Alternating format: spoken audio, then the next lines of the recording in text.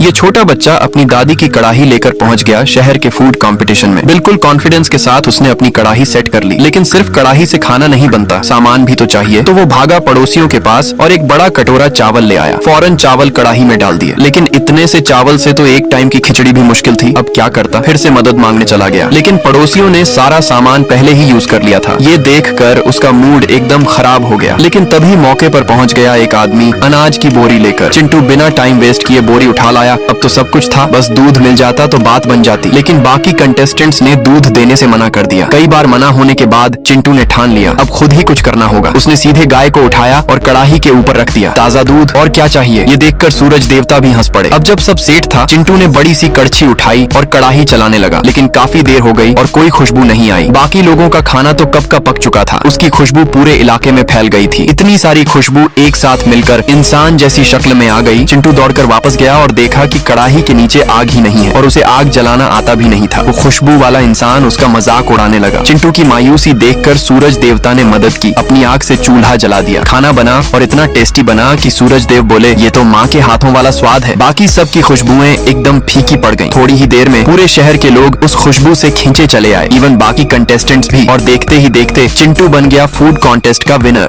ये छोटा बच्चा अपनी दादी की कड़ाही लेकर पहुंच गया शहर के फूड कंपटीशन में। बिल्कुल कॉन्फिडेंस के साथ उसने अपनी कड़ाही सेट कर ली, लेकिन सिर्फ कड़ाही से खाना नहीं बनता, सामान भी तो चाहिए। तो वो भागा पड़ोसियों के पास और एक बड़ा कटोरा चावल ले आया। फौरन चावल कड़ाही में डाल दिए, लेकिन इतने से चावल से तो एक टाइम की खिचड़ी भी मुश्किल थी। अब क्या करता? फिर से मदद मांगने चला गया, लेकिन पड़ोसियों ने सारा सामान पहले ही यूज कर लिया था। ये देखकर उसका मूड एकदम खराब हो गया। लेकिन तभी मौके पर पहुंच गया एक आदमी अनाज की बोरी लेकर। चिंटू बिना टाइम वेस्ट किए बोरी उठा लाया। अब तो सब कुछ था, बस दूध मिल जाता तो बात बन जाती। लेकिन बाकी कंटेस्टेंट्स ने दूध देने से मना कर दिया। कई बार मना होने के बाद चिंटू ने ठान लिया, अब खुद ही कुछ करना होगा। उसने सीधे गाय को उठाया और कड़ाही के ऊपर रख दिया। ताजा दूध और क्या चाहिए? ये देखकर सूरज देवता भी हंस पड़े। अब जब सब सेट था, चिंटू ने बड़ी सी कड़छी उठाई और कड़ाही चलाने लगा, लेकिन काफी देर हो गई और कोई खुशबू नहीं आई। बाकी लोगों का खाना तो कब का पक चुका था। उसकी खुशबू पूरे इलाके में फैल गई थी। इतनी सारी खुशबू एक साथ मिलकर इंसान जैसी शक्ल में आ गई। चिंटू दौड़कर वापस गया और देखा कि कड़ाही के नीचे आग ही नहीं है और उसे आग जलाना आता भी नहीं था। वो खुशबू वाला इंसान उसका मजाक उड़ाने लगा। चिंटू की मायूसी देखकर सूरज देवता ने मदद की, अपनी आग से चूल्हा जला दिया। खाना बना और इतना टेस्टी बना कि सूरज देव बोले, ये तो माँ के हाथों वाला स्वाद है। बाकी सबकी खुशबुएं एकदम फीकी पड़ गईं। थोड़ी ही देर में पूरे शहर के लोग उस खुशबू से खींचे चले आए, इवन बाकी कंटेस्टेंट्स भी। और देखते ही देखते चिंटू बन गया फूड कॉन्टेस्ट का विनर।